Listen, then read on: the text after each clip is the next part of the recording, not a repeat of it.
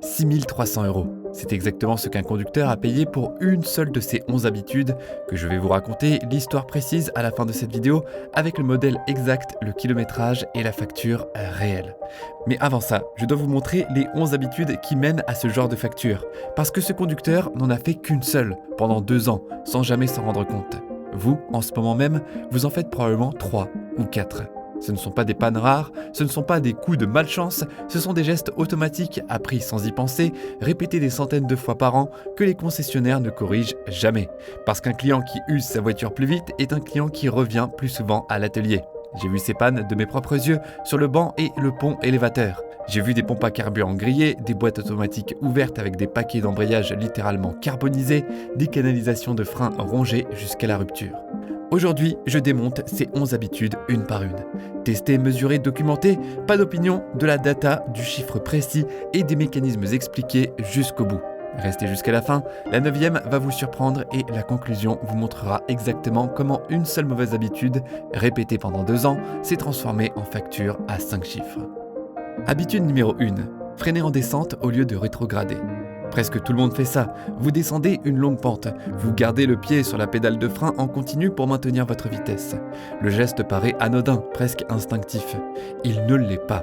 Le frein fonctionne par friction, un point de contact unique entre la plaquette et le disque. Cette friction génère de la chaleur, et sur une descente longue, cette chaleur ne se dissipe pas, elle s'accumule. J'ai mesuré des disques dépassant 400 degrés Celsius sur une descente alpine de 12 km, avec un frein maintenu en continu. À cette température, le métal commence littéralement à se déformer. C'est comme rouler avec le frein à main légèrement serré pendant 12 km d'affilée. Sauf que là, c'est votre pied qui fait le travail du frein à main sans interruption. Résultat mesuré, des disques voilés qui font vibrer le volant au freinage, des plaquettes qui durcissent et finissent par craquer, et un liquide de frein qui chauffe au point de perdre ses propriétés hydrauliques. La pédale devient spongieuse, la réponse au freinage se dégrade. Sur une pente vraiment longue, 2 à 3 descentes suffisent pour cramer un train de frein complet. La solution existe sur chaque boîte automatique, le mode manuel, le mode sport ou le simple bouton Overdrive Off. Rétrograder fait tourner le moteur plus vite via les roues, ce qui crée une résistance mécanique et ralentit la voiture sans solliciter les freins. Non, ça n'abîme pas votre boîte de vitesse, elle est conçue précisément pour cet usage. Habitude numéro 2, négliger la pression des pneus. Un pneu, même neuf, même en parfait état, perd de l'air en permanence. C'est un fait physique, pas un défaut de fabrication. Le problème, ce n'est pas la fuite, c'est que personne ne vérifie jamais. Le voyant de pression sur votre tableau de bord, il ne s'allume généralement qu'à 20 PSI, bien après que les dégâts aient commencé à s'installer. Un pneu sous-gonflé crée davantage de résistance au roulement. Votre moteur travaille plus fort pour maintenir la même vitesse. Votre consommation grimpe de façon mesurable. Votre direction assistée encaisse une charge qu'elle n'était pas censée porter. Et vos pneus s'usent de façon irrégulière. Remplacement prématuré garanti, souvent avant même d'atteindre la moitié de leur durée de vie théorique. La correction prend 30 secondes toutes les 3 semaines. Un contrôle au manomètre, comparaison avec la pression indiquée dans la portière conducteur et un ajustement si nécessaire. 30 secondes contre 380 € de pneus remplacés prématurément sans compter l'usure accélérée de la direction assistée. Le calcul est simple et pourtant presque personne ne le fait. Habitude numéro 3, rouler réservoir presque vide. Le voyant réservoir s'allume. Vous vous dites « encore 3 jours, pas de panique, je ferai le plein plus tard ». C'est exactement l'habitude qui détruit une pompe à carburant, silencieusement, kilomètre après kilomètre. Voici le mécanisme que les vendeurs de voitures d'occasion ne détaillent jamais. La pompe à carburant, logée à l'intérieur du réservoir, est refroidie et lubrifiée par l'essence elle-même. Elle baigne littéralement dans le carburant qu'elle propulse. Quand le niveau descend trop bas, la pompe commence à aspirer de l'air en même temps que le carburant. Elle tourne à vide par intermittence, elle surchauffe et elle se dégrade prématurément. Un peu comme faire tourner un moteur électrique hors de l'eau. Et parce qu'elle est intégrée au réservoir, sa réparation implique souvent de déposer l'ensemble du réservoir pour y accéder. J'ai vu cette facture grimper à 1 450 € sur une simple citadine, pièces et main-d'œuvre comprises. Sur des modèles plus complexes, avec réservoir difficile d'accès, la facture dépasse facilement 200 €. La règle est simple et non négociable. Dès que le voyant s'allume, vous faites le plein. Pas dans 3 jours. Maintenant. Habitude numéro 4, faire le plein à ras-bord.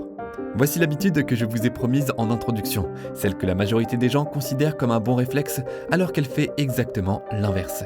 Je sais ce que vous pensez, forcer un peu après le déclic, c'est juste être prévoyant, ça permet d'aller un peu plus loin avant le prochain plein. J'ai cru la même chose pendant longtemps, jusqu'à ce que je démonte moi-même un canister à charbon actif complètement noyé et que je comprenne exactement ce qui se passait à l'intérieur. Ce système, appelé système EVAP, est conçu pour gérer des vapeurs d'essence, pas du liquide. Quand vous forcez au-delà du premier déclic, le carburant liquide remonte dans des conduits prévus uniquement pour la vapeur. Imaginez verser de l'eau dans un tuyau conçu uniquement pour laisser passer l'air humide. Le système sature, se bouche et les composants en aval commencent à se dégrader. Le carburant liquide sature le charbon actif du canister et détruit les capteurs associés. Le canister, à lui seul, coûte 540 € à remplacer. Et le pire dans cette histoire, les symptômes n'apparaissent pas immédiatement. Le voyant moteur s'allume des semaines, parfois des mois plus tard. Bien trop tard pour faire le lien avec la cause réelle. Le conducteur change alors des capteurs, teste l'injection, remplace des pièces au hasard, sans jamais soupçonner ce petit geste répété à la pompe. Le pistolet clique une fois, c'est votre signal d'arrêt, pas une suggestion, un signal technique conçu précisément pour vous protéger. Habitude numéro 5, changer de vitesse sans arrêt complet. 3 scénarios précis, 3 façons distinctes d'abîmer une boîte automatique. Et je les vois tous les jours sur la route, souvent chez des conducteurs qui n'ont absolument aucune idée qu'ils sont en train d'user leur transmission prématurément. Premier scénario, vous sortez d'une place de stationnement en marche arrière. Vous êtes pressé, vous passez en position drive avant l'arrêt complet du véhicule. La voiture recule encore pendant que le moteur pousse déjà vers l'avant. Résultat ? Une contrainte énorme sur les paquets d'embrayage interne de la boîte, l'équivalent mécanique est d'appuyer simultanément sur l'accélérateur et le frein, sauf que cette contrainte se produit à l'intérieur, invisible, à chaque fois que vous répétez ce geste.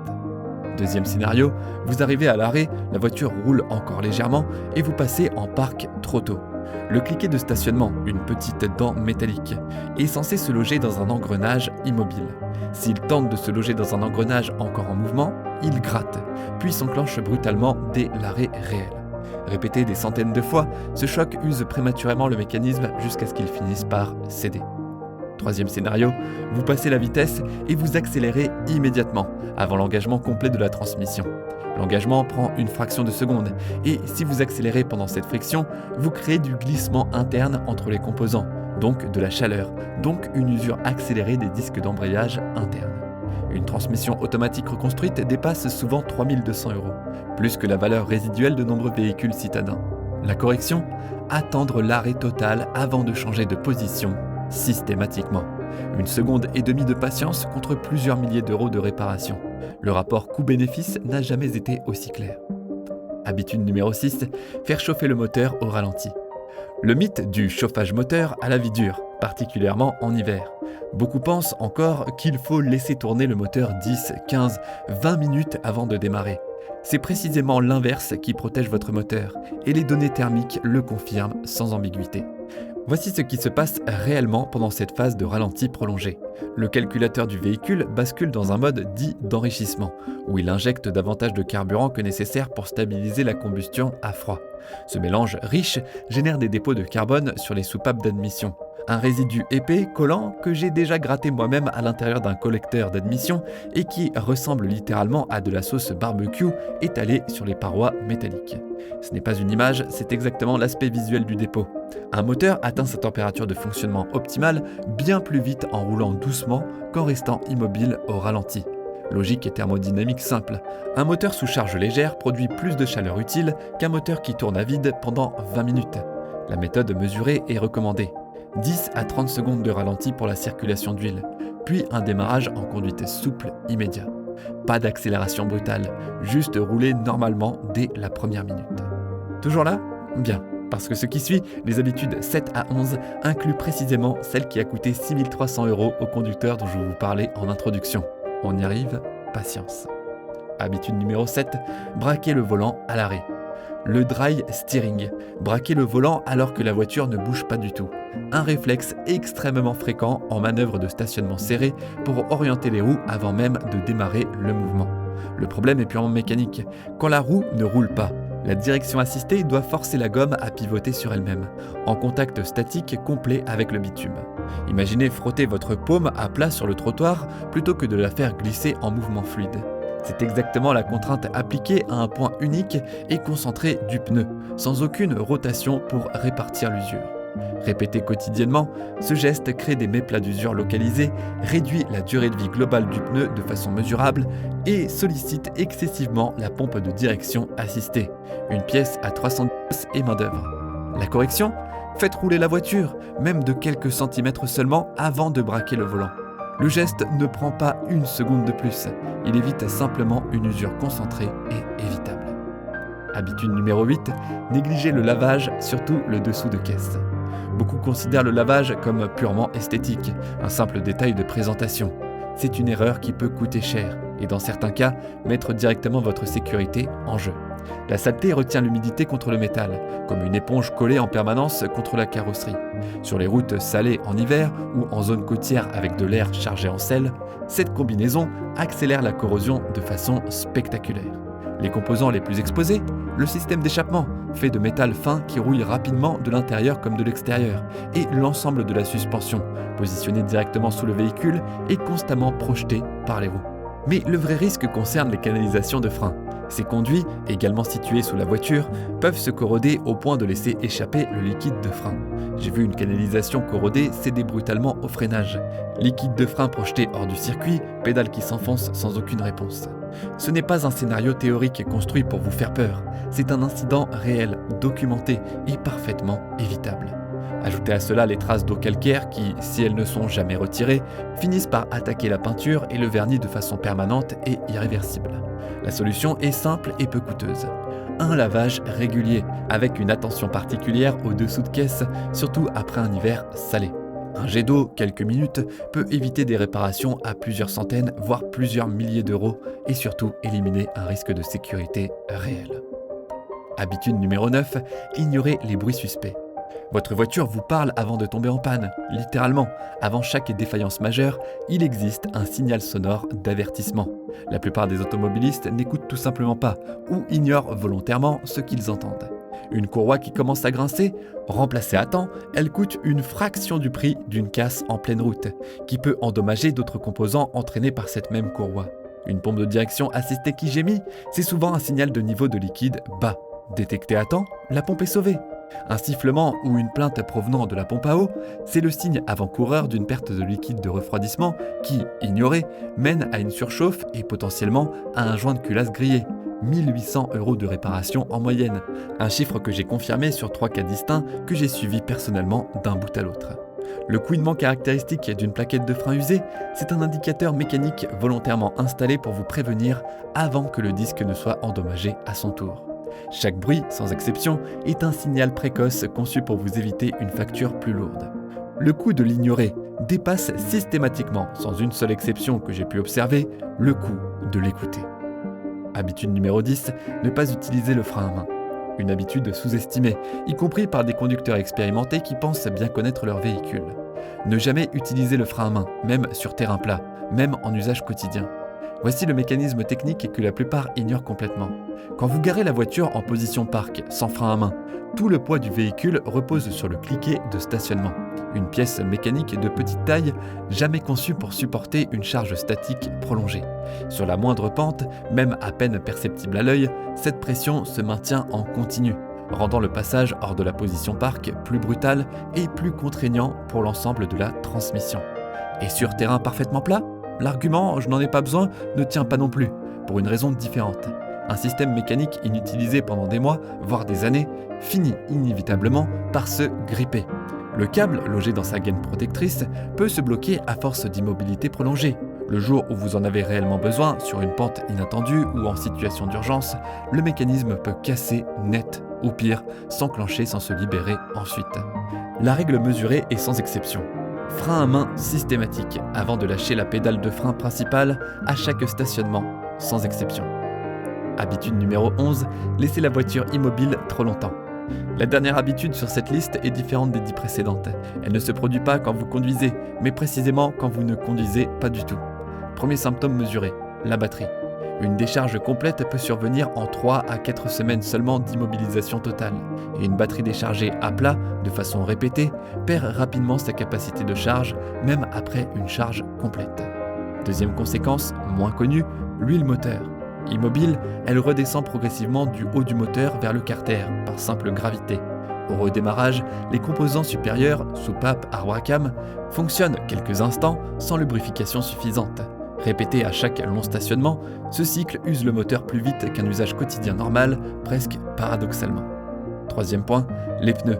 Immobiles trop longtemps, ils développent des méplats d'usure au point de contact exact où ils reposent, et peuvent se craqueler prématurément si exposés aux intempéries. Les disques de frein, eux, développent de la rouille de surface faute d'être frottés quotidiennement par les plaquettes, au point de nécessiter parfois un remplacement complet des freins dès la reprise de la conduite. Même les roulements de roues peuvent rouiller sur place et devenir bruyants au premier trajet. Et le carburant lui-même se dégrade avec le temps, en particulier les mélanges contenant de l'éthanol, qui peuvent endommager pompes et injecteurs après une longue immobilisation. Dans les climats froids, un réservoir partiellement rempli favorise en plus la condensation, source directe de rouille interne dans le réservoir. La correction est simple et ne demande presque aucun effort. Faites rouler le véhicule régulièrement, même quelques kilomètres seulement, toutes les 2 à 3 semaines. Ce geste minime prolonge significativement la durée de vie de chaque composant listé ci-dessus, sans exception. L'histoire des 6300 €. Voici l'histoire promise depuis le début de cette vidéo. Un conducteur, une Volkswagen Golf 7 diesel, 94 000 km au compteur, un entretien par ailleurs irréprochable. Vidange à jour, courroie changée dans les temps, pneus surveillés. Une seule habitude sur les 11 que je viens de détailler. Rouler systématiquement réservoir presque vide pendant 2 ans sans exception. La pompe à carburant a fini par lâcher sur autoroute, à 130 km/h en plein dépassement. Diagnostic complet, pompe morte, réservoir à déposer entièrement pour accéder aux composants et contamination des injecteurs par les résidus de fond de réservoir aspirés pendant des mois de niveau critique. Facture finale, pièces et main-d'œuvre, 6 347 €. Une seule habitude, répétée pendant 2 ans. Un geste de 30 secondes, faire le plein à temps dès que le voyant s'allume, qu'il n'a jamais pris le temps de faire. 11 habitudes, aucune n'est spectaculaire prise isolément, aucune ne provoque une panne immédiate et visible, mais cumulée sur plusieurs années de conduite quotidienne, elles représentent plusieurs milliers d'euros de réparation totalement évitables, et dans certains cas, comme la corrosion des canalisations de frein, un risque de sécurité réel et documenté. Ce que ces 11 points ont en commun, aucun n'exige un investissement financier de votre part. Ils exigent simplement de l'attention, quelques secondes ici et là, et la connaissance des mécanismes réels qui se cachent derrière chaque geste automatique. C'est précisément le rôle de cette chaîne. Mesurer, tester et vous donner les données que le garage ne prend jamais le temps de vous expliquer, parce que ce n'est tout simplement pas dans son intérêt commercial de le faire. Dites-moi en commentaire quel modèle vous conduisez, votre kilométrage actuel et laquelle de ces 11 habitudes vous reconnaissez chez vous, honnêtement. Je lis tous les commentaires et j'y réponds personnellement. Prenez soin de votre voiture, elle vous le rendra en kilomètres.